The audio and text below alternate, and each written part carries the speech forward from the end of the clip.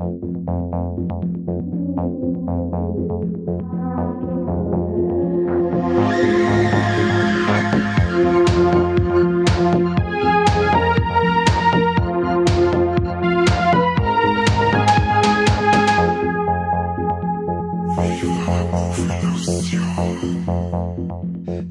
servus und habidere zu einer neuen Folge Viva la Movolution Podcast.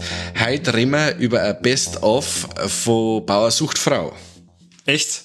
Oh Scheiße, ich bin raus. Ich hab die letzte Folge noch nicht gesehen. Bist du wieder nicht vorbereitet, oder was? Ich bin überhaupt nicht vorbereitet. So eine Scheiße, okay. Bist du vielleicht vorbereitet, dass wir über das Hardline Filmfestival schmatzen? Ja, das schon. Ja, dann macht man das. Bevor wir halt gar nichts tun, reden wir halt dann über das Hardline, oder? Na gut. Also, ich hab's die Freude mit dem Corby.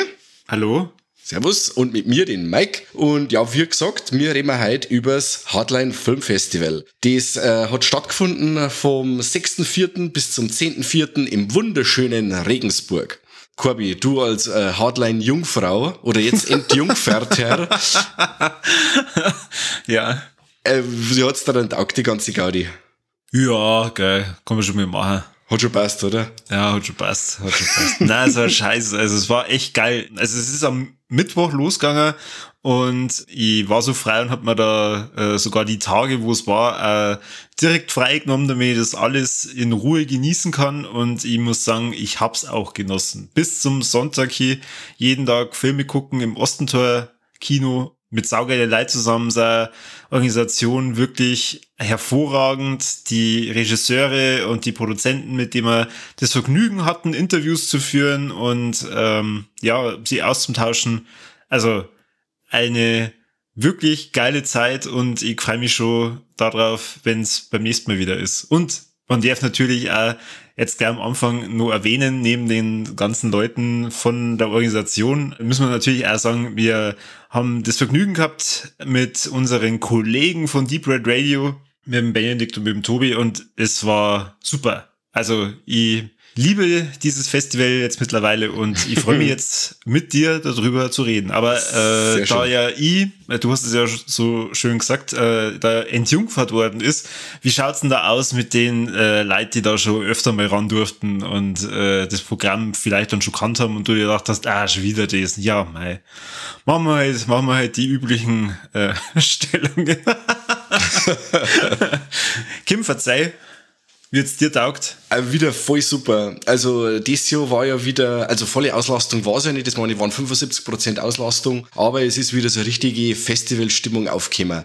Es war ja 2020 war ja auch Hardline in einer wenig abgespeckten Version, war auch cool, aber jetzt in dem Fall, das war wieder so richtig, die Leute wollten raus, die Leute waren heiß, jeder hat sich auf den anderen gefreut, es war wieder Familientreffen, wirklich, ich sag's immer wieder gern, das sind Leute, die sagt man zwar noch einmal im Jahr für das lange Wochenende, aber man freut sich das ganze Jahr drauf und es ist dann eigentlich immer eine super Zeit, die man miteinander verbringt. Und so war es auch dieses Jahr wieder. Ja genau, die Leute von Deep Red Radio, der Tobi, Benedikt, wieder super drauf gewesen. Auch wie gesagt, die Organisation durch die Karin, die uns ja immer zu jeder Frage und zu jedem Problem irgendwo eine Lösung gesucht hat und auch gefunden hat, war wieder super von der Organisation her und hat dazu beigetragen, dass das Festival reibungslos, also für uns Gäste, reibungslos abgelaufen ist. Und man kriegt allerdings nichts mit, wenn rundum alles brennt. Es wird immer kriegt man ein Lächeln zurück und es wird rum alles brennt. Ja, du weißt das ja oft, wie es oft ist, wenn's weiß ich nicht, wenn irgendwas nicht klappt und wenn was mit den Gästen ist und irgendjemand hat eine Frage, oder irgendein Problem oder was weiß ich. Und da kümmern sich halt die Karin und der Flo und die Magda einfach immer super drum. Und ja. Und jetzt sollte man vielleicht dann noch über den eigentlichen Inhalt des Festivals reden. Genau, da ich auch sagen. Und zwar, wir reden ja hier von einem Filmfestival und wir durften uns einige Filme anschauen, Langspielfilme und auch 2 Kurzfilmblöcke.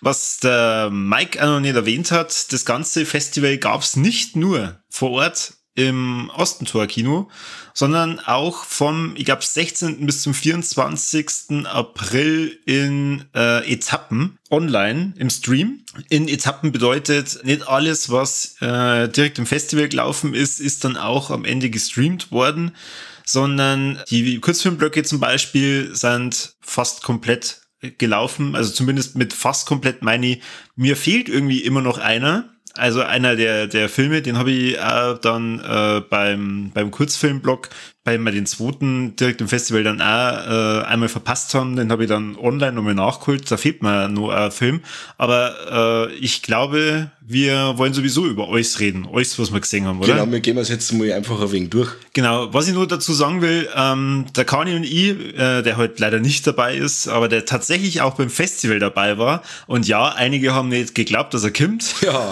das ist wie der Hase aus dem Hut vom Zauberer, den haben wir nur so richtig rausgezogen, Kani. Unser Ass im Ärmel, genau. Ja, genau. Am Anfang haben sie gesagt, ja, okay, der Kani schaut aber komisch aus, und haben sie gemerkt, ach, das ist ja gar nicht der Kani, das ist irgend so ein Neuer. Irgendwann habe ich mir dann einen Namen verdient gehabt, glaube ich. Also Karin hat mich zwar zuerst nur anders genannt, aber irgendwann hat es dann, nachdem ich sie dann ermahnt habe, dass ich gar nicht Florian heiße, sondern Corby. Zuerst war es der Hey, dann der Florian und dann der Corby. Genau, richtig. Dann hat's mir nur ein Bier ausgeschüttet und dann war aber alles gut. Ja, dann habt ihr euch verbrüdert. Dann haben wir uns verbrüdert, genau.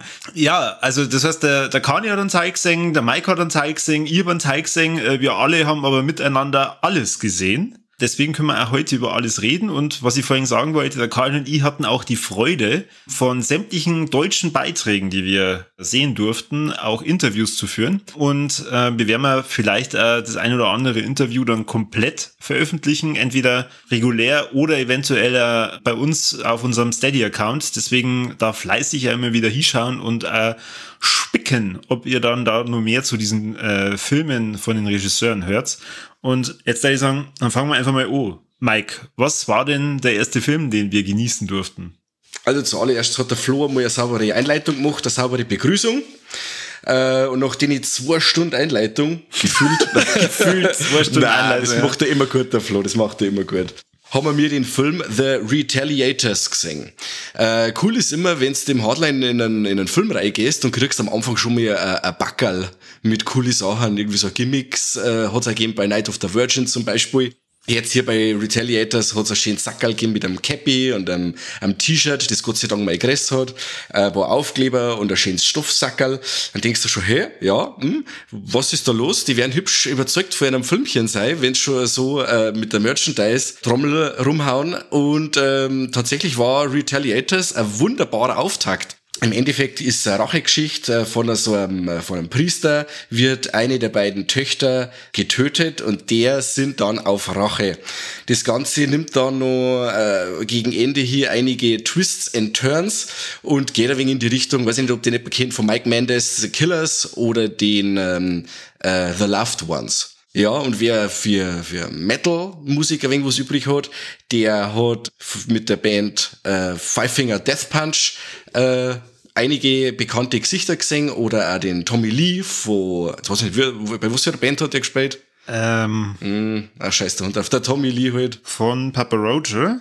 Nein, Papa Roach, der Sänger von Papa Roach hat dann einen Psychopathen gespielt. Ach so, du hast nur gesagt, das ist doch der von Papa Roach. Aber ich dachte, ja, ich weiß, wer ja Papa Roach ist, ich kenne da Lieder, aber wie die ausschauen, Tatsächlich Five Finger Death Punch habe ich erst letztes Jahr oder vorletztes Jahr, ich weiß nicht mehr, wann nur Konzerte nicht gültig waren, erlaubt waren, vor Corona, also war es wahrscheinlich vor 2 Jahren, die habe ich nur live sehen dürfen und habe mir dann gedacht, oh schau hier, jetzt packen die ihre Schauspielkünste aus. Viel Dialog haben sie ja noch nicht gegeben.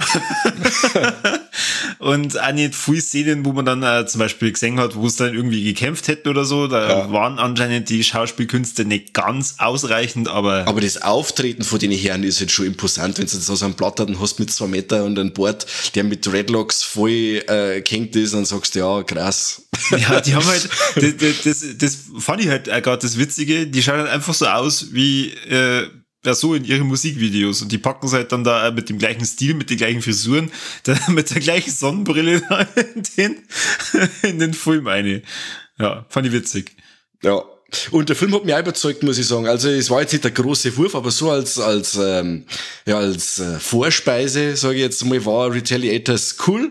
Er hat es auch nicht ganz einfach gemacht. Also man hat in dem Film am Anfang nicht genau gewusst, wo er hingeht. Dann hat man nur so gemeint, oh, okay, irgendwas mit Zombies. Und dann zum Schluss gibt es dann doch einen kleinen Twist und dann merkt man, aha, ja, Wahnsinn, das hätte man jetzt von dem Film nicht gedacht. Gut gemacht, Film, hat man ihm dann gesagt und auf die Schulter geklopft. Es war ein wilder Genre-Mix, ja. Auf jeden Fall. Na, war ein schöner Auftakt. Vom übrigens Regisseur Samuel Gonzalez Jr. und der Bridget Smith, so wie ich das gelernt habe aus dem Programm. Aus dem Programm. Danach ging's weiter für den ersten Tag, für Mittwoch, mit dem dann eigentlich schon letzten Film für den Tag. Also wir durften am ersten Tag 2 Filme begutachten, und zwar Nightcaller.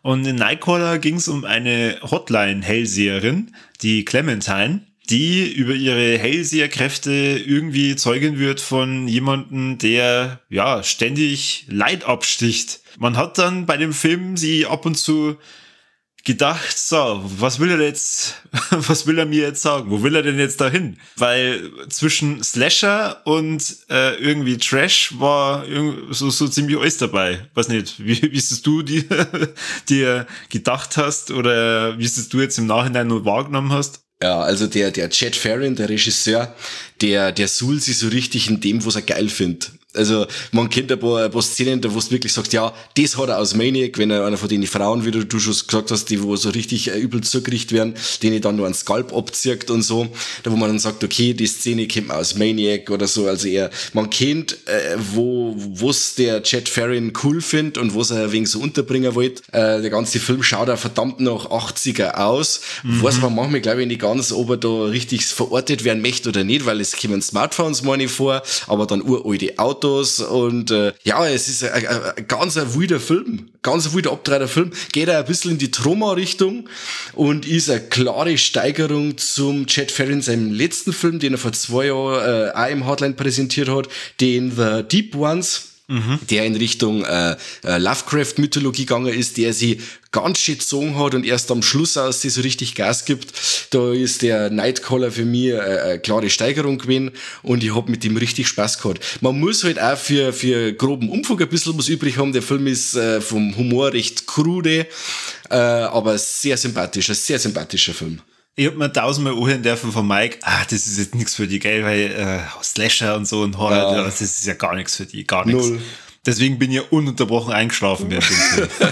Du hast vom Film gar nichts mitgekriegt, weil du mit mir die ganze Zeit abdackeln hast müssen, oder? Ja, ich hab eigentlich gedacht, der Film heißt nicht Nightcaller, sondern Night Sleeper.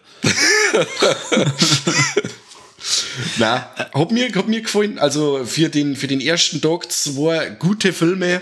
Und hat auf jeden Fall Appetit auf mehr gemacht. Ja, auf jeden Fall. Ich muss sagen, nach dem ersten Tag, wo wir dann auch wieder daheim waren, habe ich mir dann gedacht, boah, leck, ich hätte eigentlich nicht gedacht, dass dieses Festival-Feeling gleich am ersten Tag so direkt aufkommt. Und ich bin gespannt, wie es mir am nächsten Tag geht, wenn wir da 4 Filme hintereinander sehen. Oder was heißt hintereinander? Also das muss man vielleicht auch noch sagen, wir haben jetzt nicht einen Film nahtlos aneinandergereiht gehabt, sondern da waren immer mindestens 1 Stunde oder 1,5 Stunden eine Pause dazwischen. Genau. Das heißt, man hat genügend Zeit gehabt, sie nur mal 1, 2 Bierchen zu holen und sie über den Film auszutauschen. Aber dass wir gerade am Wochenende dann in einem Hotel dann in Regensburg geblieben sind, das hat sich dann da deutlich gelohnt. Das darf ich auch sagen. Genau, aber soweit sind wir ja noch nicht. Es ging dann weiter am Donnerstag mit When I Consume You. Und das ist so eins meiner kleinen Highlights vom Hardline, der mir gleich an dem Tag als Auftaktfilm am besten gefallen hat. Es ging um 2 Geschwister, also ein Bruder und die Schwester, wo die Schwester eindeutig die stärkere von beiden ist, nicht im Sinne, also vielleicht auch im Sinne von Muskelkraft, aber halt einfach, die steht im Leben, die ist selbstsicher, die kümmert sie um ihren Bruder und er ist halt so richtiger Schlaffi. Eines Tages, nachdem er an einem gescheiterten Bewährungsgespräch zu seiner Schwester schlürft, stellt er fest, scheiße, die hat jemand umgebracht. Tja, und dann verfolgt er nur jemanden, wo er gedacht hat, dass das eventuell der Mörder sein könnte. Dann wird's so leicht, spooky. Die Schwester taucht wieder auf in Form eines Geists und sagt dann, ja, sie ist wirklich ermordet worden und sie suchen dann gemeinsam nach dem Mörder. Beziehungsweise, da geht's also ein bisschen in die Richtung Dämonen und ich möchte jetzt auch gar nicht zu viel von dem Film verraten. Mir hat der ganze Stil gefallen, mir hat das Setting gefallen, auch dass sie das dann irgendwann so dreht, dass aus diesem Schlaffi dann doch jemand wird, der halt dann zwar durch seine Geisterschwester da angeleitet wird, wieder mehr Selbstbewusstsein zu entwickeln. Aber diese Transformation von dem Cast in dem Film, das hat mir schon sehr gut gefallen. Fand ich ja echt unterhaltsam. Ja. Vom Regisseur Perry Blackshear. Wir haben ja schon mal im Hardliner Film von dem Herrn gesehen, den du so super ausgesprochen hast. They Look Like People. Und der ist ja in eine ähnliche Richtung gegangen. Also der When I Consume You ist ein sehr, sehr entschleunigter Film. Also er ist sehr gemächlich im Aufbau. Das muss man mengen. Ja, und da muss ich ja dazu sagen, da war ich da deswegen froh, weil er so entschleunigt war, dass es der erste Film war an dem Tag. Das stimmt. Und nicht der letzte. Ja, genau. Das hätte ihm wahrscheinlich das Knack gebrochen. Wenn das der letzte gewesen war und man hätte sich dann um 22 Uhr noch in den reingesessen, dann hätte es gesagt, ja, schwierig. Aber so als Auftakt war der ganz stark. Fand ich auch. Ich habe erst vor kurzem einen Film besprochen, der geheißen der Film hat geheißen The Dead Center. Und der hat mich ein wenig an den jetzt erinnert. Der Aufbau war ähnlich gemütlich.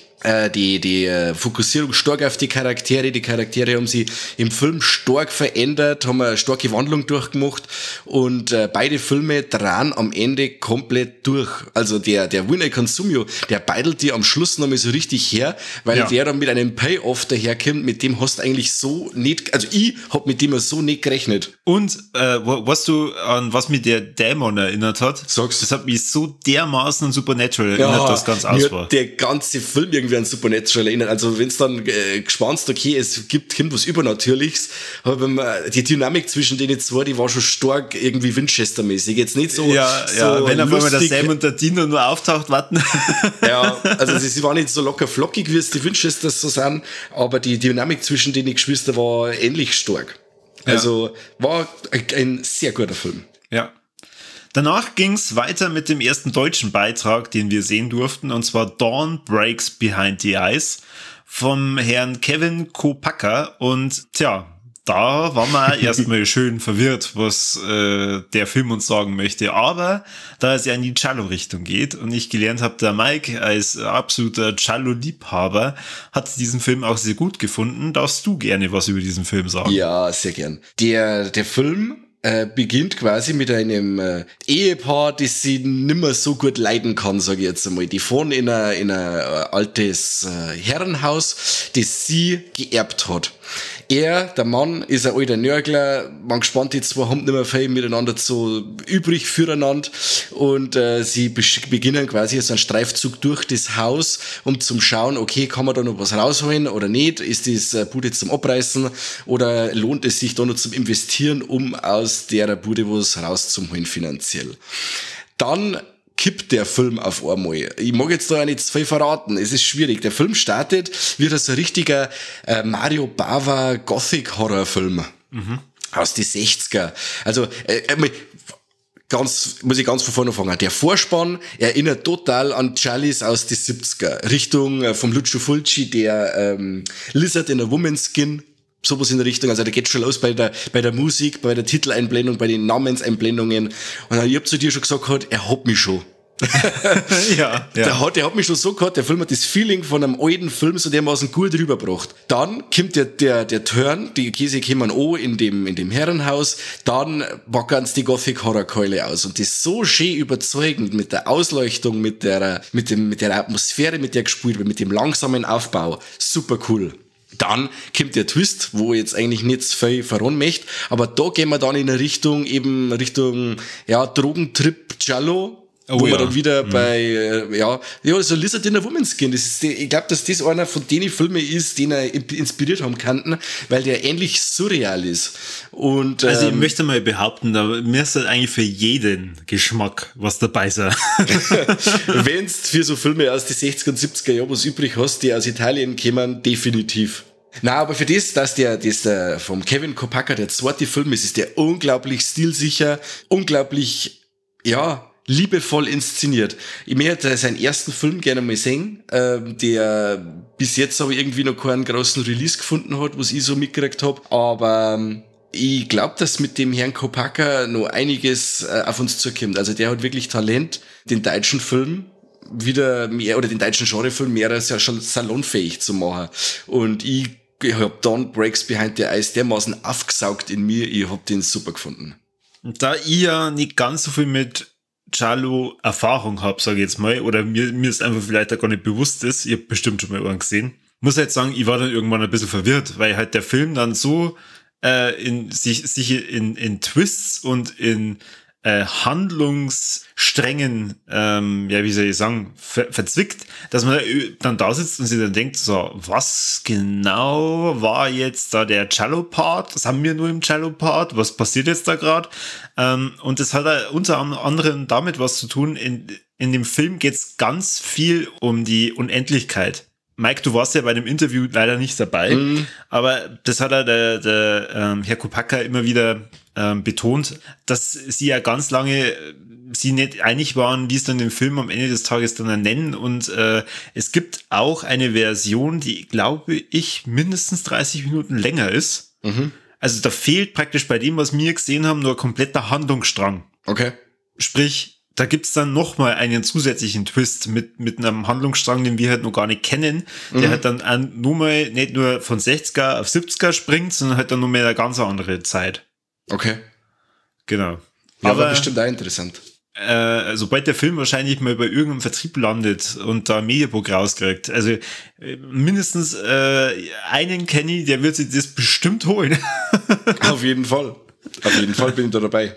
Ich muss auch dazu sagen, also jeder, der eher so in der Mainstream-Richtung unterwegs ist und eher lieber normales, herkömmliches Kino sagt, der wird mit Dawn Breaks Behind the Eyes massive Probleme haben, weil der, wie du sagst, sehr verwirrend ist. Er spielt sich nicht nur in verschiedene Zeiten ab, sondern in verschiedene Meta-Ebenen. Und es gibt, glaube ich, für den Film als Zuschauer, wenn du den Film dir anschaust, keine 100%ige Erklärung, wo's du da siehst. Das kann vielleicht der Regisseur sagen, oder ich weiß nicht, ob er es eigentlich gesagt hat, wo sein Plan da dahinter ist. Nein. Aber man muss selber so viel interpretieren, wenn man mag, natürlich.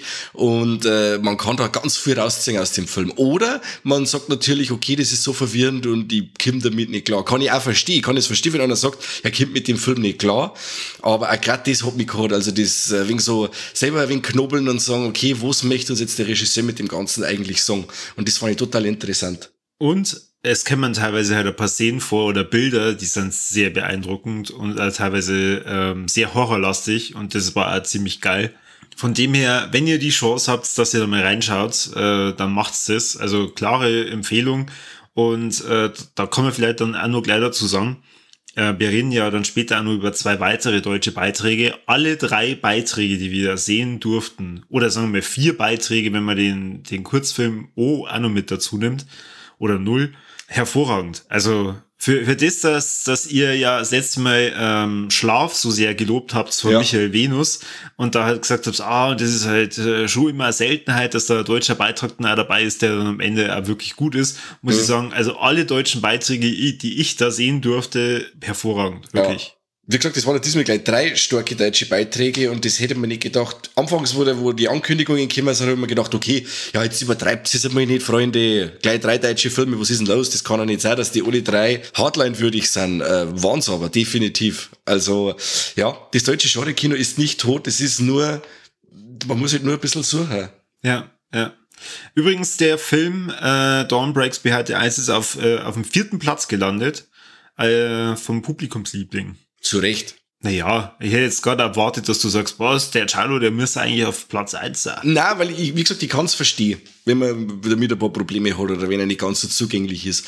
Aber zumindest ist er in den vorderen Rängen zum Finden. Danach ging's weiter, nicht deutsch, sondern es ging in die Lovecraft-Richtung. Und zwar, wir durften von Mickey Keating Off-Season sehen. Und Lovecraft, denke ich jetzt mal, wird da auch sehr hoch gehalten. Zumindest habe ich da einmal vielleicht so einen Schatten Cthulhu gesehen. Eventuell.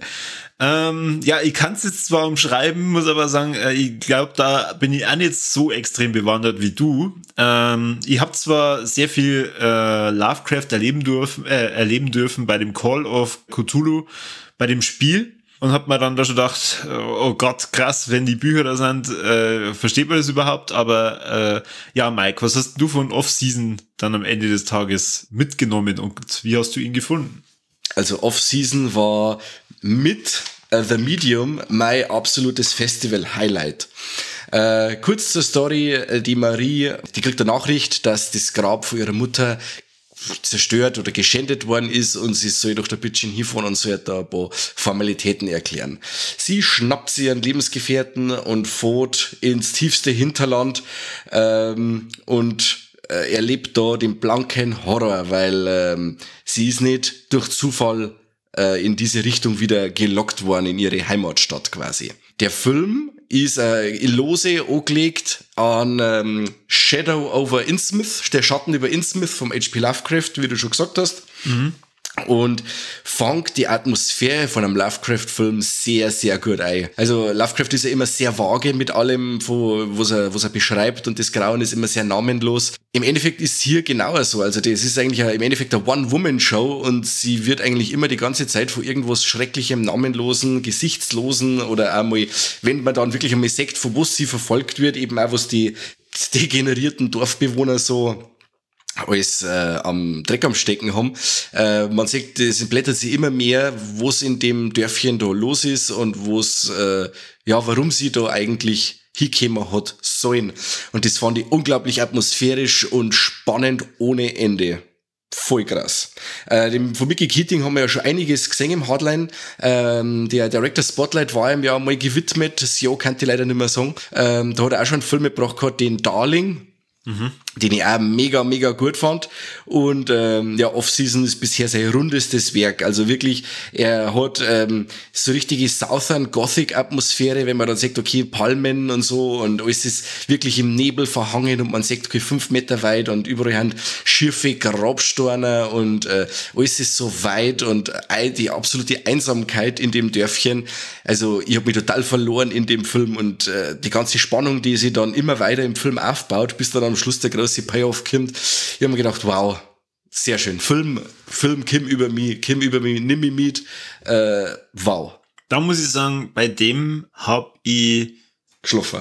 Null verstanden, warum der in dem Festival gelaufen ist, weil ja für mich die anderen Filme schon sehr genrelastig waren und das war jetzt eigentlich Off-Season, wie du auch schon sagst, das war ja dann sehr rund. Nicht so direkt, klar, so das Ende ist sehr Lovecraft-mäßig oder was ist das Ende? Ja, halt so das Finale dahin. Aber komplett von der Machart her, von die Einstellungen, gerade am Anfang mit dieser Drohnenfahrt, die es da eingefangen haben, muss ich halt echt sagen, ich hab mir gedacht, ja okay, das ist jetzt eigentlich normaler Kinofilm, den wir gerade sehen. Mhm. Ich glaube, dass das ist am Flo immer seine Intention eben, wie gesagt, dass er Regisseure wiederbringt und dann, dass man als langjähriger Hardline-Jünger dann die Evolution von manchen Regisseure sehen kann. Und das war jetzt in dem Fall von Mickey Keating irre, was der jetzt da abgeliefert hat. War der Darling nur so ein Kammerspiel von einer Frau im Haus, sage ich jetzt mal, die mit ihrer Psyche zum Kämpfen hat, war der Film jetzt wirklich meiner Meinung nach sein Meisterstück, weil er da wirklich gezeigt hat, was er mit Kameraeinstellungen, mit Beleuchtung, mit Nebel, was er da alles leisten kann. Und mir ist wirklich brutal oft die Gänsehaut gelaufen. Ja, die Atmosphäre war schon sehr unheimlich, aber wie schon gesagt, da ja das für mich das erste Mal im Hardline war, habe ich nicht so direkt gewusst, wie passt jetzt das da rein? Also, was ist jetzt da gerade so genreartig? Okay. Weil das habe ich halt bei den anderen Filmen dann auch sehr, sehr gut gefunden. Gerade When I Consume You, dieses, ja okay, du merkst halt, es ist nicht komplett geschliffen. Mhm. Oder aber bei Nightcrawler, wo du es ja auch schon gesagt hast, man weiß halt jetzt nicht genau, in welche Richtung wollte er jetzt direkt gehen oder wollte er halt wirklich da so ein bisschen eine Hommage an verschiedene Filme mit reinpacken. Ich meine, ein paar Stellen, gerade in der Handlung, waren nicht so ganz logisch. Aber bei Off-Season kam es mir halt auch sehr, sehr, sehr rund vor. Ja, das gehört aber auch irgendwie dazu, finde ich. Also das sind so Sachen, es muss nicht immer alles so kantig sein. Es darf auch mal so ein Film sein wie jetzt der Off-Season, der wo wirklich mit den normalen Sehgewohnheiten für die normalen Sehgewohnheiten ist, während dann wieder andere Filme, die einen so richtig herausfordern. Also die Mischung macht's, finde ich, und das haben's wieder super hingebracht. Ja, dann schließen wir doch noch den Donnerstag ab. Danach ging's weiter mit dem zweiten deutschen Beitrag, und zwar von Lukas Rinker, der Film Holy Shit, oder mit dem deutschen Originaltitel Ach du Scheiße. Ja, ich meine, die Handlung, ich erkläre es jetzt mal kurz, aber ihr werdet sie alle kennen, diese Handlung. Man wacht auf in einem Dixie und das alle kennen. Ja, man liegt, das Dixie liegt halt leider auf dem Boden von der Baustelle, die jetzt dann aber gesprengt wird. Der Arm ist mit einer Metallstange durchbohrt und man hat nicht mehr so viel Zeit, dass man jetzt rauskommt, weil man hört schon seinen Kollegen sagen, so, und jetzt nur noch wie viele Minuten? 30 Minuten bis zur Sprengung? 30 Minuten. Genau, ja. So beginnt der Film. Also schon tausendmal gesehen, aber diesmal sehr speziell umgesetzt, wo du vorhin ja Kammerspiel gesagt hast. Ja, wir befinden uns ja auch in einem Kammerspiel auf einer Baustelle. Genau. Aber wirklich hauptsächlich in dem Dixie. Und jetzt ohne Scheiß, also die Handlung und wie man auf das kommt und wie so ein Film auch mit dieser Länge von, jetzt muss ich kurz mal spicken, es waren 90 Minuten, so viel Spaß machen kann. Ein deutscher Film. Wo zwischen und Lachen und dann wieder, oh Gott, ich kann nicht hinschauen, alles dabei war. Und ich glaube, es war niemand in dem Kino, der sich da irgendwie gelangweilt hat, während der lief. Und es war der letzte Film, der um 22 Uhr dann losging. Ja, und das war noch so eine richtige Partygranate. Das ist das, wo wir gesagt haben, der Film, wenn jetzt in der Mitte gelaufen war er verschenkt gewesen, und jetzt da so zu später Stunde nochmal so ein Rausschmeißer. Das ist eine richtige Partygranate, war perfekt positioniert. Und ja, also der Film war wirklich ganz toll. Meiner Meinung nach vielleicht 10 Minuten zu lang, weil es war, hin und wieder waren ein paar so Sachen dabei, wo ich gesagt hätte, okay, so runde 80 Minuten hätte den Film locker ausgereicht, aber er hat wirklich einen Ideenreichtum. Der Ideenreichtum in dem Film ist Wahnsinn. Also er spielte wirklich, wie du schon gesagt hast, auf engstem Raum in dem Dixie. Ja. Der Arm ist aufgespießt, von unten nach oben. Der Baustall geht durch die Tür quasi durch. Also er kommt da nicht raus. Er ist quasi gezwungen, sie in dem Dixie irgendwie bemerkbar zu machen oder rauszukommen oder sonst was. Und wie sie das umgesetzt haben, war es super, super gut. Und es gibt ein paar Vergleiche mit 127 Hours oder sowas. Da haben wir gar nicht weit weg, muss ich sagen. Aber das ist halt die beschissene Version von 127 Hours. Da muss man dazu sagen, ihr habt alle die Chance, diesen Film erleben zu können. Oh ja. Und zwar im September kommt der ins Kino. Deswegen Ausschau halten, wenn es heißt, ach du Scheiße oder holy shit. Man hat wirklich seinen Spaß. Also ich werde da auf jeden Fall ins Kino gehen, wenn der dann läuft. Und der Film hat eine entsprechende Förderung bekommen. Wobei, da würde ich ganz gern drauf eingehen, wenn wir dann über den dritten deutschen Film dann noch reden. Aber eins meiner Highlights und auch mir hat's dann am Ende nicht gewundert. Es war jetzt nicht unbedingt für mich Platz 1 vom Publikum her, aber er hat tatsächlich den ersten Platz gemacht. Publikumspreis. Holy shit. Ich hoffe, ihr habt's dann vielleicht noch im Stream erleben können. Ansonsten im September geht's dann bitte ins Kino. Unbedingt. Und wer Michaela Schäfer ihre Herzlnippeln wieder mal sehen mag, der wo schon einen Zug hat, der soll halt auch reinschauen. Und kein Internet. Was? Wer einen Zug hat und kein Internet. Okay. Wer gern die Münchner Freiheit hört, das passt auch. Und der hat dann einen Ohrwurm fürs Leben, möchte ich fast behaupten. Der wird immer, wenn er Münchner Freiheit hört, an den Film denken müssen. Ja, ganz toll. Was ich auch noch sagen wir haben noch einen Darsteller dabei, einen größeren, den Gideon Burkhardt. Den, glaube ich, kennt man nur aus Kommissar Rex.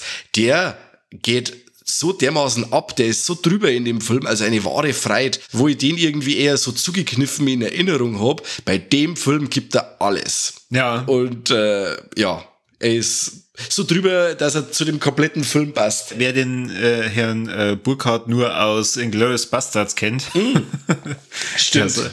der soll doch bitte dann Holy Shit auch nochmal als Referenz reinschauen. Genau, richtig. Also komplette Empfehlung. So, jetzt wird's für mich, glaube ich, ein bisschen anstrengend, oder? Ja. Weil wir sind am Freitag angekommen und am Freitag durfte ich den Tag dann mit unserem anderen Viva la Movie Illusion Kollegen verbringen und der Mike hat erstmal wieder ein bisschen Ruhe vor mir gehabt. Leider. Leider, ja. Weil ich durfte dann mit dem Kani auftauchen am Freitag und im Hotel einchecken, dass wir dann bis Sonntag dann dort bleiben und hatten die Freude, dass wir mit dem Film Hall, ich glaube, es heißt Hall, starten konnten. Um was geht's in Hall von Francesco Giannini? Es geht um einen Virus oder einen virusähnlichen Erreger, der durch die Luft Leute zum Kollabieren bringt. Und ja, man sieht einmal eine schwangere Dame, die man dann verfolgt in der Handlung und eine junge Familie, wo die Frau den Mann verlassen will mit Tochter und das war die Handlung. Okay. Ich möchte tatsächlich jetzt gar nicht so direkt auf den Film eingehen. Er war ganz nett produziert. Also da ähnlich wie bei Off-Season muss ich jetzt sagen, okay, hat halt sehr, sehr rund gewirkt bei dem. Allerdings, es war für mich nicht ganz so extrem twisty und auch nicht so erschreckend.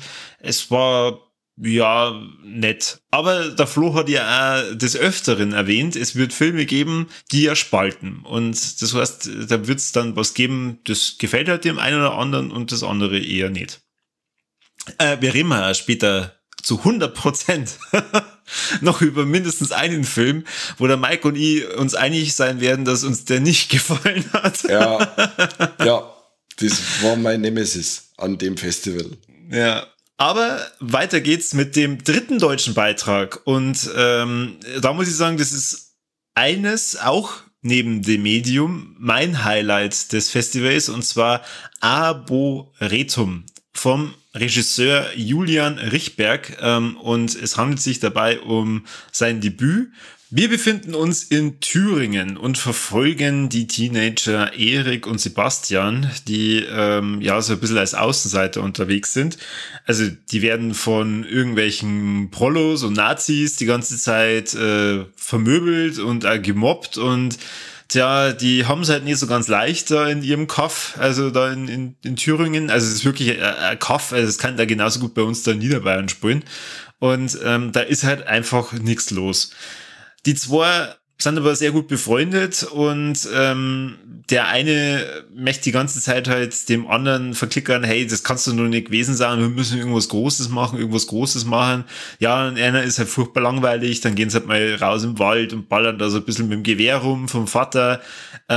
Und dann, ja, gibt's halt so ein bisschen Teenager Love Story nur mit drin und aber auch ein Monster. Und dieses Monster lebt im Wald und verklickert dann einem von den beiden, und zwar dem Erik, Alter, du musst jetzt was tun. Du musst das jetzt tun. Ich möchte das mal ein bisschen geheimnisvoll halten, sondern weil der Film hat mich in eine Richtung gewiesen, auf die ich anhand vom Namen nicht gekommen wäre. Es geht so ein bisschen in die Richtung Donnie Darko, aber auch ein bisschen Poltergeist, und ich muss sagen, handwerklich genial gemacht. Und zwar, wenn man auch bedenkt, dieser Film ist komplett eigenfinanziert vom Julian Richberg. Also der hat wirklich das alles von vorn bis hinten selbst finanziert, hat dann erzählt, wie er das Ganze mit seiner Family da aufgezogen hat, und auch der Cast, der Cast, den wir in dem Film sehen, hat keinen Cent gesehen. Also die kriegen erst dann ein Geld, wenn der Film tatsächlich mal einen Verleih hat. Und also dieser Film, wenn der nicht einen Verleih bekommt, dann läuft irgendwas in Deutschland nicht richtig. Weil hier möchte ich jetzt den Vergleich bringen zu Holy Shit, den ich auch sehr gut fand. Allerdings, als ich gehört habe, dass Arboretum mit einem mit einer Eigenfinanzierung von 15.000 Euro jetzt nur um einen Verleih kämpft. Also der Julian weiß ja da gar nicht, wird es überhaupt jemals veröffentlicht, also jetzt abseits von diesen Festivals, und holy shit, von Hessen eine Finanzierung erhalten hat von 500.000 Euro. Läuft irgendwas nicht richtig. Also deswegen, Arboretum hat für mich auch ganz, ganz viele Sympathiepunkte, hat eine ziemlich geile Handlung. Ich kann verstehen, wenn es nicht für jeden was ist. Mir hat er sehr gut gefallen. Mir hat es also ein bisschen in die Richtung Dark erinnert, auch wenn der Julian Richtberg zu mir gesagt hat, na, an Dark soll es eigentlich nicht angelehnt sein, aber gut, er nimmt es jetzt mal als Kompliment auf. Ja, weil er war schon sehr düster inszeniert, also das geht schon, also Dark, rein von der Ausleuchtung und so her gange die sogar mit. Also jetzt vom Übernatürlichen her jetzt nicht so, aber so von der Ausleuchtung her gehe ich mit. Ist gar nicht, der Vergleich ist gar nicht schlecht. Und also im Endeffekt ein richtig krasser Coming-of-Age-Film, den man absolut so nicht auf dem Schirm hat. Und der gerade deswegen dann so überrascht, weil er so überzeugend ist, obwohl wirklich nur Laienschauspieler dabei sind und der Julian Richtberg hier seinen ersten Film abliefert. Also auf ganzer Linie komplette Überraschung und ich kann mit dir eigentlich mit der Lobhudelei nur anschließen. Also er war wirklich, wirklich ein ganz starker Film, der sich ganz viel mit Schuld befasst und Schuldabweisung und sehr ernste Themen behandelt. Laiendarsteller, der Oskar Böckelmann, der ja die Hauptrolle da spielt mit dem Erik, der ist jetzt nicht ganz so ein unbeschriebenes Blatt, zumindest in Deutschland. Der hat schon bei einigen Filmen mitgespielt. Mich freut's, dass er dir auch gefallen hat. Du hast ihn ja dann im Stream nochmal angeschaut. Ja, genau. Ich glaube zwar, im Kino macht er auch nochmal was anderes her, aber gut, ich meine, das ist bei fast allen Filmen so. Es wird nur jetzt später also mindestens einen Film geben, wo ich dann auch sagen werde, den hätte ich lieber im Stream gesehen als auf der Kinoleinwand, weil er dann da doch sehr anstrengend war zum Beobachten. Aber also Arboretum, wir waren uns da einig, also sowohl wir als auch Deep Red Radio, wir wollen da auch zumindest mithelfen. Wir haben ja ein paar Kontakte auch zu verschiedenen Filmvertrieben, dass man da zumindest auch am Julian zumindest ein bisschen was zuspulen, weil wenn der Film wirklich in der Versenkung irgendwo untertaucht, das wäre mehr als nur schade. Ja, also Pandastorm, wenn's das Herz, dann Arboretum auf den Zettel schreiben. Unbedingt. Ja, unbedingt. Vor allem, ich glaube, der Julian Richtberg hat da nur mehr auf dem Kasten. Dann nach Arboretum, der übrigens Publikumsplatz Nummer 3 erhalten hat, also der steht schon mal auf dem Treppchen, zusammen mit Holy Shit. Ging es weiter mit der Podiumsdiskussion. Thema war, wo steht der deutsche Genrefilm? Wo wir die jeweiligen Regisseure begrüßen durften, also von den 3 deutschen Beiträgen, über die wir jetzt gerade schon gesprochen haben, und auch den Regisseur von O oder Null, wo wir dann im Kurzfilmblock nur draufkommen. Ich meine den Regisseur Dominik Balko, und auch den haben wir nämlich interviewt. Die Podiumsdiskussion war ganz interessant. Sie waren sich alle irgendwie einig, dass sie sich nicht ganz einig sind, wo denn der deutsche Genrefilm jetzt genau steht, ob er denn überhaupt existiert, wo die Reise genau hingeht oder wo sie überhaupt hingehen soll. Es war auf jeden Fall ganz interessant, weil es zumindest eine Meinung gab mit, Deutschland hat halt gerade mit seinen historischen Hintergründen so viele Probleme, dass man sich wahrscheinlich ja gar nicht auf eine Richtung so konzentrieren möchte, und deswegen gerade in Deutschland der Genrefilm in ganz, ganz viele verschiedene Richtungen geht und das dadurch auch wieder sehr bunt macht. So, das ist mein Fazit von der Podiumsdiskussion, und deswegen schließe ich jetzt nur den Freitag ab mit dem ich kann ja noch gar nicht abschließen, weil der Kurzfilmblock auch noch kommt, sondern mit dem letzten Langspielfilm, den wir an dem Tag dann gesehen haben, und zwar Catch the Fair One vom Josef Kubota Vladika. Bravo. Hey. Bravo. Du hast gerade ein ganzes Land beleidigt. Was? Warum? Weil man das hundertprozentig nicht so ausspricht. Ja, okay, dann sprichst doch du aus. Na, null. Das heißt wieder eher der Nazi. Gar nicht. Warum? Was für? Ich weiß nicht mal, welches Land ich da gerade beleidigt habe. Ist doch egal. Ich bin auf jeden Fall sehr gespannt, was du sagst, weil ich den eigentlich ganz gern sehen wollte und leider nicht gesehen habe.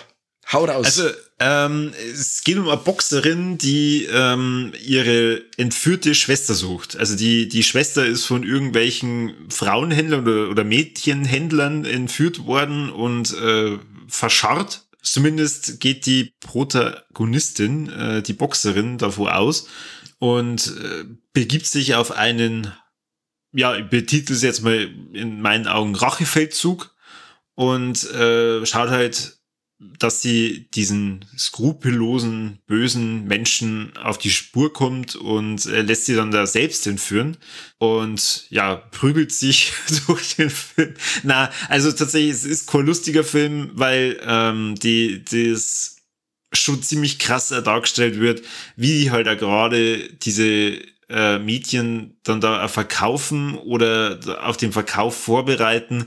Und ich meine, es gibt ja leider genau solche Machenschaften in der Welt und deswegen kann man darüber jetzt auch gar nicht so blöd daherreden.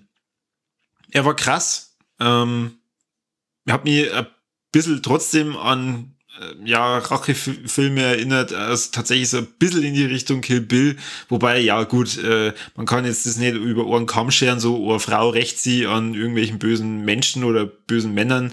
Auch sehr sehenswert, wenn der Film ins Kino kommt, schaut euch Catch the Fur One an, wobei ich auch sagen muss, ich glaube, das wird kein Film für jedermann. Also wer halt dann da eher auf Gore oder sowas aus ist, würde jetzt da nicht ganz so befriedigt werden. Gerade die Effekte, die man dann zum Schluss ausgesehen hat, waren jetzt auch nicht so überzeugend. Vielleicht überarbeiten sie das bis dahin nochmal. Das war jetzt kein John Wick quasi, oder? Na. Da sterben zu wenig Menschen dann dafür. Und zu wenig explizit wahrscheinlich. Ja, das auch. Andererseits kann ich es ja da wieder verstehen, dass halt der ein oder andere sehr begeistert davon ist, weil halt das Thema so explizit dargestellt wird und auch behandelt wird. Aber es ist jetzt kein Feel-Good-Movie. Mhm. Das nicht. Genau. Okay. Ja, und dann kommen wir zu Short and Hard Ones, also zum Kurzfilmblock Nummer 1. Da vielleicht noch die Frage an dich. Hast du denn im Stream die Kurzfilme genießen können? Leider nicht. Boah. Das heißt, du hast Dana und O gar nicht gesehen? Nein. Boah. Gar nicht. Nicht von dem Ganzen. Waren die so gut? Die waren tatsächlich sehr gut. Also beim Kurzfilmblock durfte man verschiedene Sachen sehen, zwischen Horror, zwischen Psycho und nachdenklichen Kurzfilmen, aber das eine oder andere lustige kleine Filmchen war dabei und es war ein sehr bunter Mix. O und Dana habe ich ja vorhin jetzt schon ein bisschen herausgestellt. O ist ein deutscher Kurzfilm vom Regisseur Dominik Balko. In O geht's um einen Kreis. Punkt.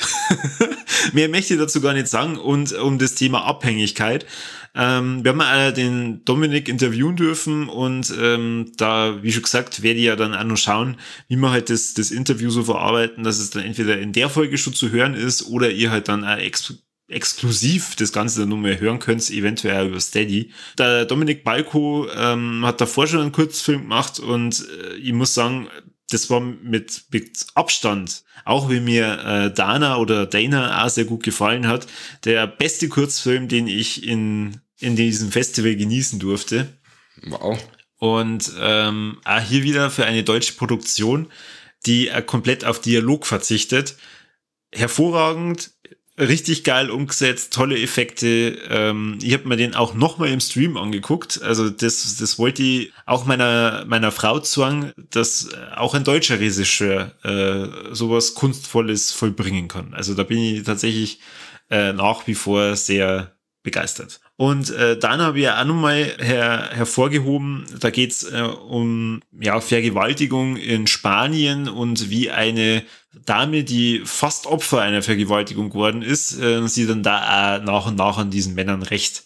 Die Regisseurin Lucia Segarra war auch bei uns im Interview und hat so ein bisschen über die Hintergründe von Dana erzählt, hat dann am Ende auch den Publikumspreis für die Kurzfilme gewonnen. Und hier, man merkt eigentlich gar nicht, dass das so eine Genreproduktion ist, sondern das hätte eine Produktion sein können, die von Netflix oder so finanziert worden wäre. Also sehr gut und hat mir auch gut gefallen. Genau, bei den anderen Kurzfilmen gehe ich jetzt auch nicht so genau drauf ein, war auch das ein oder andere sehr gute Filmchen dabei, auch unter anderem Forbidden, wo wir auch den Regisseur interviewen durften. Den Regisseur Ansi Korhonen, sorry Ansi, dass ich deinen Nachnamen nicht so gut aussprechen kann, haben wir uns auch sehr gut verstanden, dann auch nach dem Interview und auch während des Festivals und ja, deswegen bei den Kurzfilmen gibt's auch das ein oder andere Highlight. So, und jetzt kommen wir aber mal zum Gegenteil vom Highlight, zu einem Lowlight. Und Mike, da übergebe ich wieder an die. Wir durften einen Film sehen am Folgetag, am Samstag, wo ich glaube, ich lehne mir jetzt mal weit aus dem Fenster, der hat uns nicht gefallen, oder? Na, überhaupt nicht. Also er fängt so stark an, mal davon abgesehen, also man freut sich, war Samstag und jetzt starten wir nochmal in so richtig geile 2 Tage und Aporia, den hauen wir uns jetzt ein, der kommt aus Aserbaidschan und der wird so richtig cool, auch mit Zombie-Thematik und. Und was haben wir gekriegt? Ja. Aporia aus Aserbaidschan. Genau. Und der fängt voll stark an. Also wirklich so eine Menschenjagd-Thematik quasi, dass verschiedene Personen in fast alle Altersgruppen auf Lastwagen in die Prärie gefahren werden, dann da ausgesetzt werden und dann heißt okay, jetzt könnt's loslaufen und wir jagen wir euch dann so ungefähr. Im Endeffekt gibt's dann ein wildes Gemetzel, da wo fast alle sterben, bis auf 2 Beteiligte und die rutschen in eine was ist ein Loch? Ein Erdloch. In ein Loch. Genau, ein Loch. Und da kommen sie nicht mehr raus. Zuerst ist das Loch ja ganz gut, weil er sich da ein wenig verstecken können oder Hand aus dem Blickfeld, eher einer Peiniger, aber sie kommen dann quasi nicht mehr raus, weil das Loch recht tief ist und hat jetzt quasi, und ist ganz glatt, man kann sich dann irgendwo festhalten und raufziehen. Okay, und dann bringen wir aber noch, weil der Film dann gerade 60 Minuten dauern darf, noch eine Zombie-Thematik mit rein, die da so reingeschmissen wirkt wie sonst noch was. Also da hat's wirklich, wie wenn es heißen darf, okay, der Film dauert 60 Minuten, was bauen wir jetzt noch ein, was momentan modern ist, was wir wegen gut verkaufen können. Weißt du was, Walking Dead ist voll im Thema oder ist voll gut im Laufen, da wir Zombies rein. Also mir ist es eher so vorgekommen, der Regisseur Rek Revan hat irgendwie jeden Tag einen anderen Film geschaut und hat sich gedacht, hey geil, das bauen wir eigentlich jetzt doch ein. Hey Cast, kommst du mal rein in das Loch, wir machen halt was anderes. Wirst doch noch ein wenig herinbleiben. Also gut, er fängt mit einer richtig krassen Splatter-Szene an, wo einer in 2 Teile gerissen wird, wo man dann sagt, okay, das, wenn jetzt so weitergeht, dann legst du mir am Arsch. Aber im Endeffekt, sobald die 2 in dem Loch drin sind, verhält sich einer übersteuerter, hysterischer, unlogischer und nicht mehr nachvollziehbarer als der andere. Zuerst einmal heißt es, ja, oh Gott, jetzt wenn es regnet, dann steigt das Wasser und wir werden ertrinken. Einen Tag drauf heißt es, ja, es regnet, juhu, dann treibt uns das Wasser nach oben. Was sagst du? Ja, also die sagen das nicht nur, es regnet dann wirklich und die sind am Anfang voll in Panik, vor allem sie, weil sie sagt, oh Gott, ich kann ja gar nicht schwimmen, oh nein. Und am nächsten Tag regnet es da wieder und dann ist es voll cool, weil kann man rausschwimmen. Ja, und zuerst ist das Loch leer oder fast leer, bis auf ein paar Astal. Da können wir dann eine super Feier machen.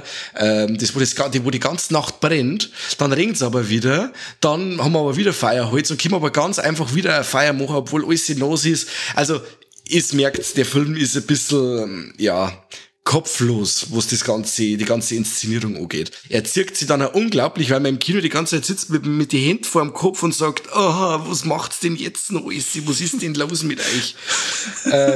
Genau. Wobei ich sagen muss, eigentlich ab der Zombie-Thematik war es dann schon fast wieder ein bisschen amüsant, weil man das ja gedacht hat, ja okay, stimmt, jetzt ist eigentlich Hopfen und Malz bei den beiden schon verloren, dann können Kim. Ja, und dann kann es auf einmal nicht mehr laufen, dann liegt's da und dann sage ich, ja, ich stehe halt auf und laufe, jetzt bist du schon so weit und dann kriegt's da hin und um Himmels Willen. Nein, Aporia, für mich das Lowlight vom Festival. Ich mag jetzt dem Regisseur gar nichts Victor, dem Rec Revan. Es kann sein, dass er den mit wirklich brutal wenig Geld gemacht hat und mit einem Haufen Enthusiasmus und Feuereifer, aber was dabei rausgekommen ist meiner Meinung nach ein totales Ärgernis. Also der war nix. Ja, richtig. Danach ging es aber Gott sei Dank um einiges besser weiter und zwar durfte man dann auf jeden Slapface sehen vom Jeremiah Kippel. Da bin ich mir ziemlich sicher, dass ich es diesmal richtig ausgesprochen habe. Ja, den hast du gut gemacht, ja. In Slapface ging so ein bisschen in die Richtung Hexe, nicht Hexenjagd, sondern Hexe als Freundfigur eines Bezugsperson, richtig, eines heranwachsenden jungen Mannes, oder nicht Mann, das stimmt eigentlich nicht, der Teenager oder Kind. Was ist ein Kind? Was ist ein Teenager? Du hast Kinder, du musst es mir sagen. Ja, jetzt gesagt, der Heranwachsender, weil ein Kind, für das ist er dann doch schon 2 unterwegs und so. Also ist er Heranwachsender, meine ich, passt recht gut. Genau, also der Flo hat uns am Anfang nur richtig eingeheizt, weil er dann kurz bevor der Film losging gesagt hat, übrigens auch, und The Witch vom Robert Eggers, der war gar nicht so gut und geht da von der Bühne und jeder steht da so, was hat der gerade gesagt, Alter? Hier bitte Buh einfügen. Ja. Aber Slapface geht da überhaupt nicht so richtig in die Richtung. Also da sind wir schon eher wieder so in der Supernatural-Richtung, finde ich. Also der Spaßfaktor war nicht ganz so groß, aber sagen wir mal, es ist schon so ein bisschen Jugendabenteuer, halt mit Hexe und also ein bisschen Family-Drama drumherum. Wenn er ein bisschen märchenhafter gewesen war, hätte ich gesagt, das war so ein Del Toro-Stoff ein bisschen, wo die Monster im Endeffekt die Gurden oder die Bezugspersonen sind und nicht alles immer nur schwarz und weiß ist. Im Endeffekt der kleine Bruder, also die Brüder, die geben, also auf die sie kommt auch der Name her, die geben sie die ganze Zeit oder abends gerne mal auf die Fresse. Da schluckt einer dem anderen mit der flachen Hand ins Gesicht, um quasi, wie soll man jetzt das sagen? So eine Erziehungsmaßnahme im Endeffekt, oder? So Selbstpeinigung, so nach dem Motto, Hintergrund ist, die Eltern sind tot, die sind gestorben beim Autounfall oder bei irgendeinem Unfall und der große Bruder, der wahrscheinlich schon über 20 ist, muss halt jetzt auf den kleinen Bruder aufpassen und wenn halt einer von beiden irgendwas urstellt, dann peinigen sie sich halt dann gegenseitig über dieses Slapface Game, keine Ahnung, Ritual. Oder Spiel. Das heißt, wenn der eine dem anderen Batschen gibt, dann halt andersrum. Und das geht halt dann so lang, bis wahrscheinlich einer aufgibt oder nicht mehr kann oder keine Ahnung. Oder bewusstlos ist. Ja, und im Endeffekt kommt dann diese Hexe, die eigentlich ultra kreislich zum Schauen ist und auch voll creepy ist, aber dann doch zur Bezugsperson des Jungen wird, weil die nimmt ihn auch mal in den Arm, die hört sich an, was er zum Sagen hat und das ist irgendwie alles sehr, er fühlt sich da irgendwie auch geborgen bei ihr und und dass das nicht ewig so laufen kann, der von uns alle klar sein und dann spitzen sie da die ganzen Situationen zu und genau, so viel zur Handlung. Und ich fand den wirklich gelungen. Ja. Also ich fand den sehr stark gespielt, auch von den Kinderschauspielern. Das Design von der Hexe, das wo man nie wirklich sieht, so richtig in einem Close-Up oder auch mal beleuchtet. Das ist immer alles so ein wenig so im Wagen, im Dunkeln gehalten. Aber man kann schon ein wenig so sehen, okay, das Hexendesign geht in die klassische Richtung, schon fast wie bei Legende, falls den Film noch jemand kennt. Und auch das Zwischenmenschliche, ein richtig starker Film, der wo als Drama funktioniert, aber auch als so Coming-of-Age-Gruselfilm. Jetzt wollte ich eigentlich kurz sagen, eigentlich Slapface war wieder so ein Film, der kann jetzt dann bei Disney Plus laufen und wird dann auch wieder so angepriesen, dass aus Versehen Kinder draufdrücken, so wie bei Antlers, wie bei Antlers oder wie bei No Exit, wobei ich habe jetzt gerade dann auch wieder den Vergleich zu No Exit oder zu Antlers, wo er gerade bei No Exit zum Schluss aus das Better-Szenen dabei sind oder sagen wir mal Kill-Szenen, wo ich mir denke, heilige Scheiße, hoffentlich drückt kein einziges Kind aus Versehen auf diesen Drecksfilm. Aber der Film ist, meine ich, sogar schon verkauft, denn der ist bei Tiberius Film, kommt der raus. Da hoffe ich halt, dass nicht wieder mal die Synchronisation total verhunzen. Da haben der Tiberius berühmt, berüchtigt. Aber den wird's das Jahr, schätze ich mal, vielleicht sogar noch im Heimkino zum Sehen kriegen. Also, da eine klare Schauempfehlung. So, und jetzt kommen wir zu der Mike und ich, wir haben es vorhin ja schon gesagt, unserem Highlight, zumindest von allen Filmen, die wir sehen konnten. Und für mich das Lustigste, was eigentlich da passiert ist. Man muss ja sagen, der Mike war ja dann ab Samstag wieder dabei. Also das heißt, die geballte Viva la Movie-Illusion Kraft war dann an diesem Festival vertreten. Oh, ja. Und obwohl uns der Flo angekündigt hat, dass die Medium restlos ausverkauft ist, also er hat sämtliche Tickets verkauft, die es gab, und das Kino war entsprechend voll, ist der Kani nach ungefähr 15 Minuten aus dem Film rausgegangen, weil der Film fängt an und zeigt uns eine Doku. Er behauptet auch von sich, er ist eine Doku wo waren wir denn? In Thailand? Ja. In Thailand und ja, es geht schon um irgendeine Priesterin, die halt dann sagt, ja, sie kann mit dem und dem Gott sprechen und sie ist ja das Medium und so. Also wir reden ja gerade von dem Medium, falls ich es noch gar nicht erwähnt habe. Dann sagt der Kani irgendwann, ja Gott, sie fix. Ich schaue doch jetzt da keine thailändische Doku an über irgendeine, die zwar mit einem Gott sprechen kann, aber da passiert ja nichts. Dann ist er echt gegangen und dann war der Mike auch schon eigentlich dabei, dass er seine Sachen zusammenpackt und geht. Und dann ist aber Mike und mir nochmal eingefallen, ja, wir hatten ja einen Flo bei uns in The War Lex das letzte Mal dabei. Genau. Und da sind wir ja genau auf das zu sprechen gekommen, ob denn da mal eine Doku auch dabei ist. Und Flo hat gesagt, nein, es gibt keine Doku in diesem Programm. Also sind da Mike und ich tapfer sitzen geblieben und ja, wir haben es nicht bereut und sagen wir mal, schon lange nicht mehr so einen krassen Found-Footage-Film gesehen, wie das, was wir da genießen durften. Krass. Also, meine Hosen waren gestrichen voll. Also, es ist wirklich, das kristallisiert sich dann hübsch schnell raus. Also, nachdem der Kani sein halbe Hells gegext hat auf die Schnelle, weil er gesagt hat, wenn ich austrunken hab, dann gehe ich. Ja, und die hat halt dann auf Ex ausgesucht und ist sofort gegangen. Und dann geht's aber dann schon langsam los. Also so nach 20 Minuten sieht man dann die ersten gruseligen Ereignisse, in dem das Medium quasi Gefahr im Verzug sieht, weil eine Nichte von ihr seltsame Verhaltensweisen an den Tag legt. Ja, und von da weg spitzt sie das Ganze zu. Der Film ist wie eine Abwärtsspirale des Grauens. Der fängt wirklich gemütlichst an und steigert sie dann zu Szenen, wo man sagt, okay, wirklich, es ist ein Found-Footage-Film, man hat wirklich auch schon viel gesehen und Paranormal Activity oder VHS 1 und 2 und 3 oder 4.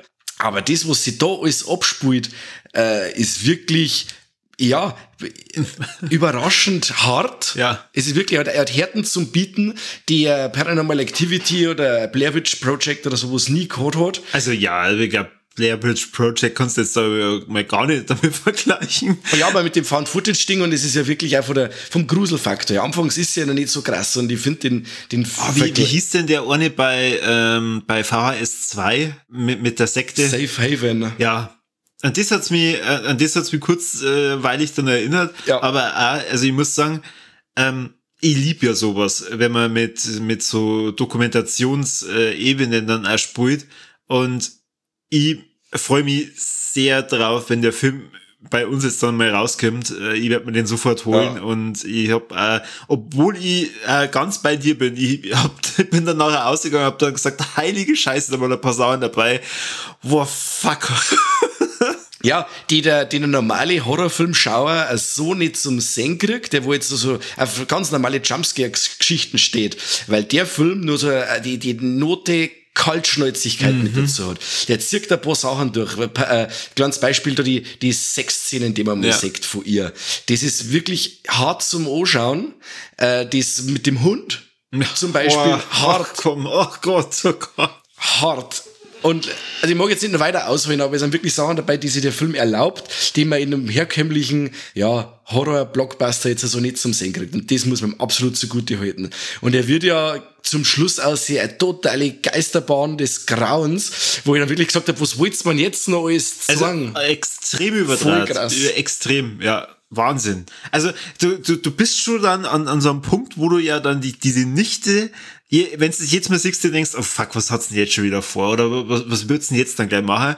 Und dann spitzt sie das aber an einer anderen Stelle nochmal so extrem zu und explodiert in einem Song. Und was nehmen wir denn jetzt noch alles mit rein? Und wen lassen wir denn jetzt noch alles praktisch mutieren, in Anführungsstrichen? Und wow. Was für einen Tod haben wir noch nicht zelebriert? Ach ja, verbrennen wir, genau. Dann verbrennen wir noch schnell. Stimmt, da haben wir noch gewitzelt, gell? Und auf einmal. Ja. Was werden jetzt noch alles kommen? Ja. Also wir waren auf jeden Fall dann danach draußen und haben dann einen Kanye und einen Benedikt von Deep Red Radio gesehen, weil der Benedikt sich dann anscheinend dann gedacht hat, ach nein, stimmt nicht, der war mit den anderen beim Essen und wollte sich dann da nicht mehr reinsetzen. Aber wir waren uns ja da auch mit dem Tobi, glaube ich, einig, heilige Scheiße, was haben wir denn jetzt da gesehen? Ja. Also, wie gesagt, er erzählt da wirklich storytechnisch nichts Neues, wo wir eben gerade beim Tobi sind. Das hat ja dem Film ein wenig angekreidet. Man sagt nicht wirklich was Neues. Es gibt viel Versatzstücke, die man aus verschiedensten Horrorfilmen, die man in den letzten 50 Jahren gesehen hat, die feiert der ab. Aber eben mit der Kreativität und der Frequentierung, wie er es raushaut, ist wirklich eine absolute Geisterbahn-Horrorfahrt, die absolut ihresgleichen sucht. Und es gibt eine 100%ige Empfehlung von meiner Seite. Das Teil ist auch schon verkauft, der kommt von Koch. Und ich glaube, dass der auch das Jahr noch kommen wird. Und ich hau mir den unbedingt noch mal rein, weil der war wirklich ein Brett. Ey, also vor allem auch, wenn der noch im Kino kommt, der wird auf jeden Fall noch mehr angeguckt. Ja. Ich hab zuerst ein bisschen Angst gehabt, weil der in Richtung The Wailing geht. Den fand ich okay, aber der hat sich ein wenig gezogen, weil er gar so lang ist. Und der hier ist wirklich komplett auf den Punkt. Der hat kein Gramm Fett nicht dran. Und der gibt dem Horrorfilm-Liebhaber genau das, was er sehen möchte. Und die 130 Minuten, die sind so schnell vergangen, dass der Rauch davon gegangen ist. Oh ja, oh ja.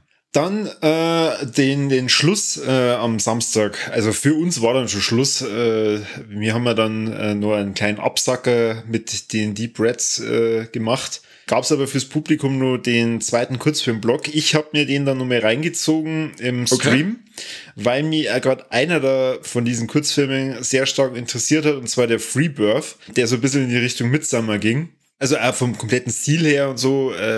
Deswegen wollte ich mir den auch noch reinziehen. Auch hier wieder, ich gehe jetzt da nicht auf jeden einzelnen Kurzfilm ein. Es ist auch wieder eine etwas düstere Mischung. Also nicht ganz so wie beim ersten Filmblock, wo man dann einmal laut auflachen konnte, sondern da war es halt dann wirklich so, dass sie der Flo anscheinend gedacht hat, so, und nach dem lustigen Film, dem Medium, habe ich euch jetzt nur mal so richtige Horrorstreifen um die Ohren. Ja. Also muss ich sagen, für den Stream habe ich dann damit noch mal meiner Frau beweisen können, dass halt da sehr krasse Sachen dann da teilweise gezeigt werden, wobei ja da der Flo gesagt hat, es geht ja darum, das Publikum zu spalten und nicht einfach nur irgendwelche krasse Slasher-Szenen zu zeigen. Also von dem her auch viele Sachen dabei, die ich nicht bereue, gesehen zu haben. Der Sonntag, der letzte Tag, und zumindest für mich dann der letzte Film, den ich am Festival sehen durfte, war dann Frank and Seth. Mike, du hast ja dann mit dem Kanye noch die anderen beiden Filme, über die du bestimmt dann auch gleich noch berichten wirst, gesehen. Ja, Frank and Seth, die Augsburger Puppenkiste lässt grüßen, oder?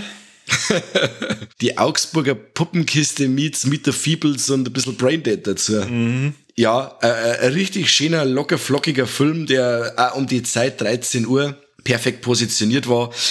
Die liebe Magda hat da den Film angekündigt, weil das ihr Herzensfilm des Festivals war. Sie hat sich um den gekümmert und hat den auftrimmen und geschaut, dass da alles läuft. Und hat natürlich da im Vorfeld schon viele lobende Worte für den Film übergehabt. Ja, ich kann genau nachvollziehen, wo es ihr da gefallen hat. Es ist wirklich ein total kurzweiliger Puppenspaß. Im Endeffekt geht es darum, dass der Frank, der titelgebende Frank und Seth, also der Frank ist eine Art Frankenstein-Monster und der Seth ist ein Zombie.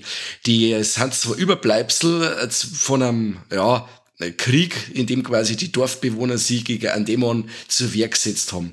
Und als übernatürliche Fragmente haben Frank und Seth immer noch in dem alten Schloss und haben im Endeffekt aufeinander angewiesen. Der Frank braucht immer wieder einen Stromstoß, den er quasi vom Himmel kriegt, wie so richtig klassisch Frankenstein-mäßig.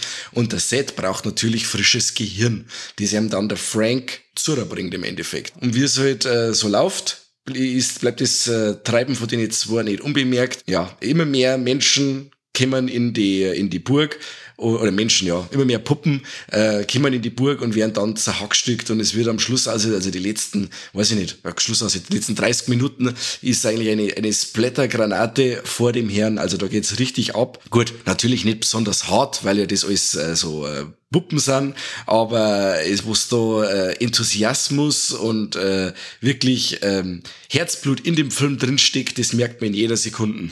Also ich muss gerade sagen, mir war da vielleicht auch ein bisschen lang, aber das kann aber auch daran liegen, dass die Kamera immer so krass fokussiert auf die Figuren war. Da hat es eine Szene am Schluss gegeben, die war weiter weg.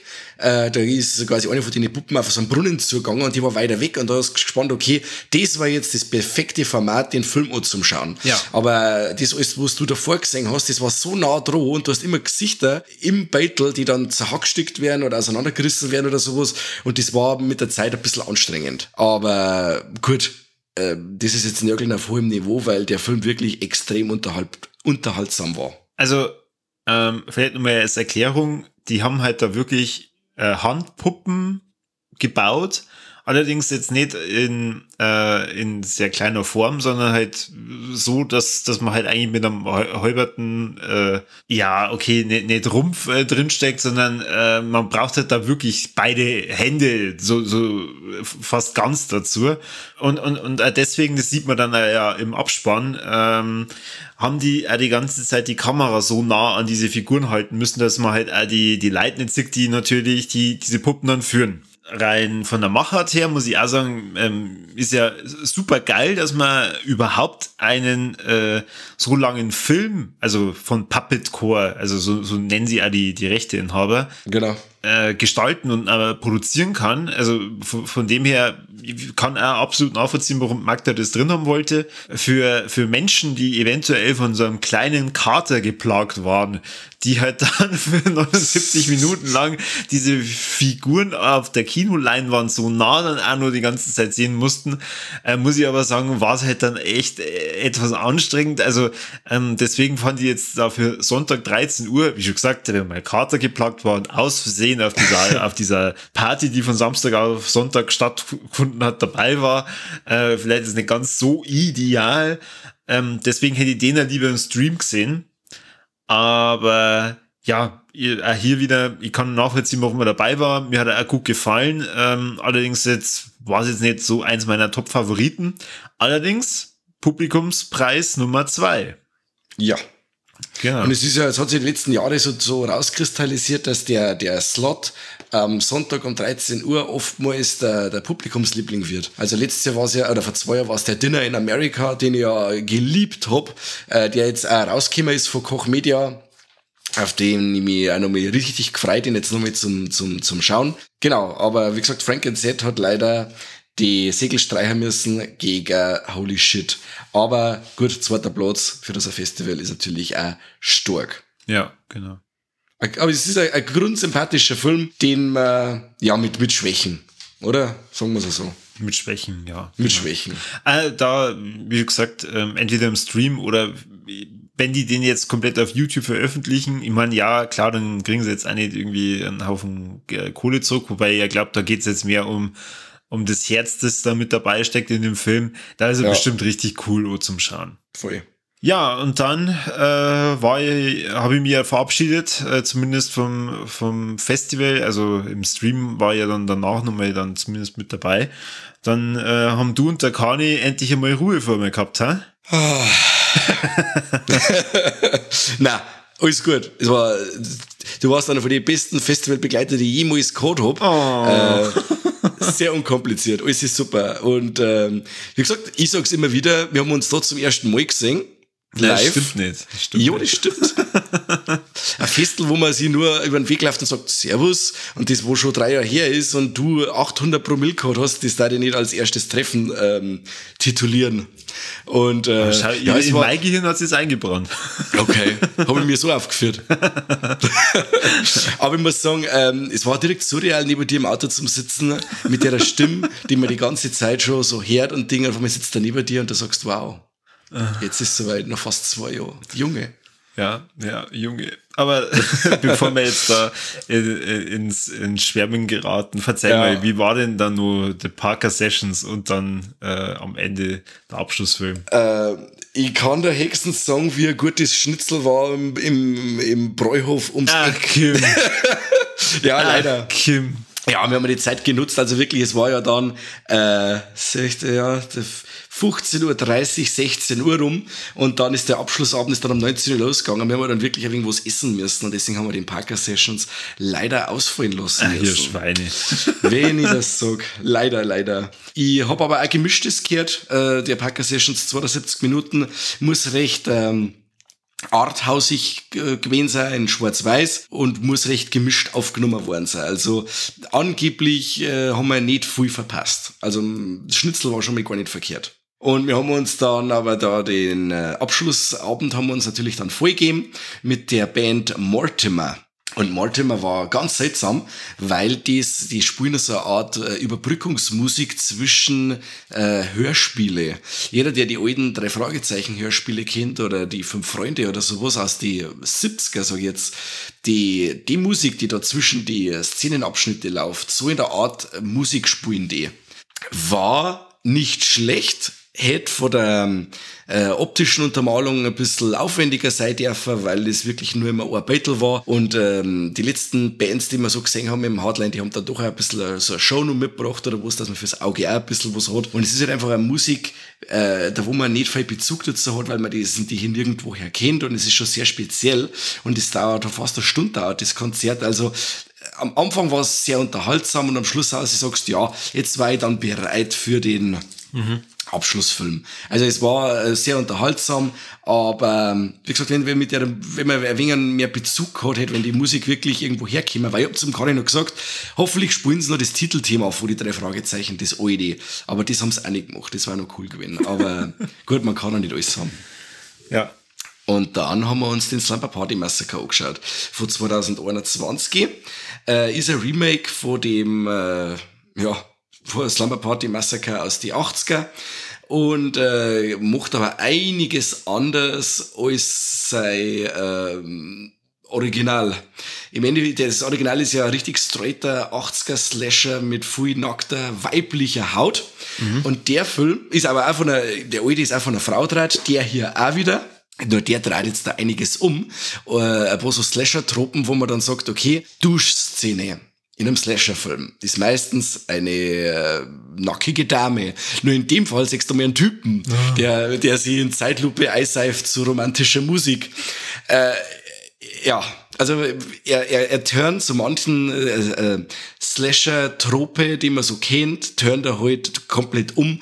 Auch von die Geschlechter her, die Geschlechter Inszenierung ist ein wenig anders wie in die alten Filme und war ein richtiger Spaß. Also hat mir recht gut gefallen. Ich habe kurz mehr Schläfchen eingelegt, aber das meiste habe ich mitgekriegt von dem Film und er war streckenweise recht blutig. Für das, dass er so eine Sci-Fi-Produktion, also wirklich von dem Sender Sci-Fi eine Produktion. Und aber auch von den Schauspielern her, der hat jetzt nichts verkehrt gemacht. Der spielt hauptsächlich dann, wenn der große Turn kommt, bei Tag. Also er zieht das ganze Szenario jetzt nicht bei Nacht durch und macht dann auf Mords scary. Das meiste passiert alles bei Tag und ist recht locker flockig und ist meiner Meinung nach so ein richtig gemütlicher Slasher, den man zwischendurch schauen kann. Und als Abschlussfilm so ein No-Brainer, noch recht viel gehaltvolle Filme, hat der meiner Meinung nach perfekt eingepasst. Okay. Also hab ich laut deiner Logik ja sowieso nichts verpasst. Nein, null, du bist also ein Slasher-Abstinenzler, das hat schon passt, dass du nichts gesehen hast. Aber ich finde schön, dass wir uns einig sind, dass wir von dem Medium da am meisten begeistert sind. Also da freue ich mich ja immer nur am meisten einfach über die Story, dass da gar nicht ausgegangen ist. Ja, vor allem der Hirsch, der ist dann 2 Stunden rausgesessen. Weißt, der Film dauert 130 Minuten, nach 10 Minuten ist er aussehen, dann ist der 2 Stunden da draußen, da nur gesessen. Er hat die ganze Zeit gewartet, ja, vielleicht kommt noch jemand zum Saufen. Weiß ich nicht, wo der sonst da rumtreibt, wo sie dann einfach allein hier sitzt und dann kommt jemand zum Saufen vorbei. Das ist in dem Fall nicht passiert, er ist wirklich da 2 Stunden allein rausgesessen. Das ist unfassbar. Aber gut, und er hat aber wirklich einen großen Flip verpasst. Ja. Aber naja, was soll's. Ja gut, das heißt, Hardline 2022 ist Wir freuen uns auf das nächste Hardline. Unbedingt. Und so als Fazit kann ich jetzt als Hardline Entjungferter ganz klar bestätigen, ich verstehe jetzt absolut, warum ihr immer so begeistert über das Hardline gesprochen habt. Community, habe ich am Anfang auch gesagt, man fühlt sich wirklich wie bei so einem Familientreffen, zumindest spätestens nach dem 2. Tag. Ja. Super nette Leute kennengelernt, gerade von den Regisseure, von den Schauspieler, von den Produzenten, von den Autoren. War ein richtig geiles, gelungenes Festival. Vielen Dank an Flo, Karin, Magda, an alle, die dort waren, mitgeholfen haben mit der Organisation, die dann uns auch nochmal zum Frühstück am Sonntag eingeladen haben. Das war alles super toll und auch nochmal herzliche Grüße an die Deep Reds. Und ja, Mike, was gibt's sonst so zum Sagen? Ich würde gerne an Dominik grüßen, der Idiot. Das war auch wieder cool, dass man den wieder mal gesehen hat. Wie gesagt, das sind immer Leute, das sieht man noch einmal im Jahr und das ist dann immer extra schön. Und man möchte dann so viel ratschen, aber man muss aber dazwischen auch noch Filme schauen. Das ist unfassbar. Und ich schließe mir einfach die an. Ich habe es eingangs schon erwähnt. Es war wieder ein Riesenspaß. Ich freue mich aufs nächste Jahr.